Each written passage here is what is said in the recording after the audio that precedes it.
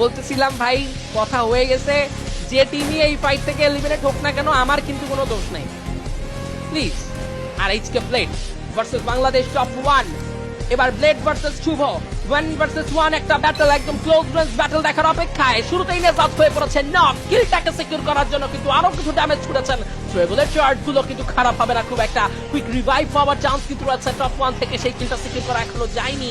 M79 থাকবে নেজাদের কাছে, M79 87 first ড্যামেজটা deliver করা হয়েছে এবং সেই সাথে কিন্তু স্কাইলা চলে আসবে। নেজাদকেও সাইড চেঞ্জ করতে হবে, ব্লেড ক্লোজ রেঞ্জ এন্টার করেছে, ড্যামেজ দিয়েছে, নক নিয়েছেন এই মুহূর্তে ব্লেড। নেজাদ হয়ে পড়বে নক, তিনি নিচেও টিমই কিন্তু একজন প্লেয়ার হারিয়ে বসে রয়েছেন, তবে ব্লেডরা কি পারবেন অসাধারণ কিছু করে বসতে। উপর থেকে মেহেদি শট পেল, কানেকশন শুভর কাছ থেকে যাবে, এবার কিলগুলো সিকিউর হতে থাকছে একে একে। ক্লোজার ফাইটে এবার শুভর চেষ্টা, একটা ক্লাসের জন্য চেষ্টা করবেন, শর্ট রেঞ্জ ব্যাটলে যাবেন, চেষ্টার কমতি নেই।